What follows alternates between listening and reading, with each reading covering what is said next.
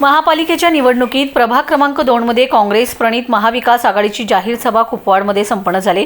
या सभेत खासदार विशाल पाटील आणि माजी मंत्री आमदार जयंत पाटील यांनी भारतीय जनता पक्षावर टीकेची झोड उठवली। कुपवाड आणि मिरजेचा परिसर असलेल्या प्रभाग क्रमांक 2 मध्ये पाण्याच्या टाकीजवळ काँग्रेस प्रणित महाविकास आघाडीची जाहीर सभा पार पडली। जल्लोषी वातावरणात पार पडलेल्या या सभेत खासदार विशाल पाटील आणि माजी मंत्री आमदार जयंत पाटील यांनी भारतीय जनता पक्षावर जोरदार टीकास्त्र सोडले। मुख्यमंत्री देवेंद्र फडणवीस यांनी 1000 कोटी रुपये देण्याची घोषणा केली। 8 वर्ष आपलं सरकार असताना काय केलं असा सवाल करत पाटील यांनी त्यांचा एक प्रॉब्लेम आहे, निवडणुका आले की आश्वासन देत त्यांचं हेलिकॉप्टर हवेत फिरताना दिसते, अशी उपरोधिक टीकाही त्यांनी केली। तर खासदार विशाल पाटील यांनी आम्ही विचारांचे पक्के आहोत, कोणत्याही आमिषाला बळी पडणार नाही, जनतेलाही वाऱ्यावर सोडणार नाही। जनसेवेत असलेल्या निष्ठावंत उमेदवार आम्ही उभे केले असून त्यांना निवडून द्या असं आवाहन त्यांनी केले।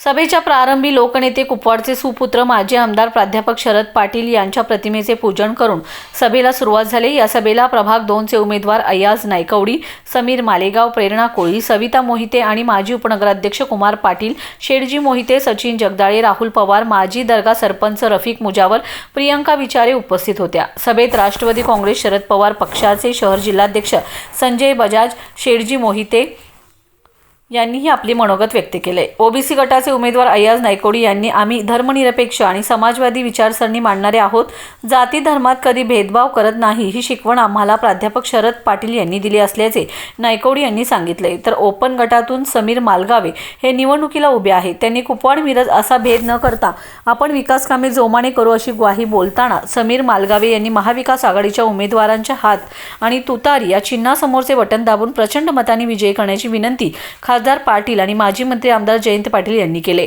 या सभेला मोठा जनसमुदाय उपस्थित होता। कुपवाडमध्ये आणि मिरजमध्ये परिवर्तन झाले। मिरजेचा भाग असेल किंवा कुपवाडचा हा भाग असेल, कोणत्या पद्धतीने नव्या गोष्टी केल्या। मिरजेचा त्या दर्ग्याचं डिझाईन देखील मी बसून केलेलं आहे। आता आमचे सहकारी आमच्यात नाही आहेत, पण दर्ग्याचं डिझाईन पण नवा दर्गा कसा मंजूर करायचा, काय करायचं, त्याच्यात नवा म्हणजे तिथं आणखीन सुशोभीकरण कसं करायचं, तिथले रस्ते, तिथल्या रहिवाशांना अधिक सुखसोयी कशा द्यायच्या, यासाठी मोठा प्लॅन आमचं सरकार होतं त्यावेळी आम्ही तयार केला। या सरकारनं नुसत्याच घोषणा केल्या, अजून काही काम नाही केलं। काल परवा राज्याचे मुख्यमंत्री आले, म्हटले 1000 कोटी रुपये या शहरासाठी आम्ही देणार आहे। अरे 8 वर्ष तुमच्या हातात शहर होतं, 8 वर्ष शहर भारतीय जनता पक्षाच्या अधिपत्याखाली असताना तुम्ही काय केलं?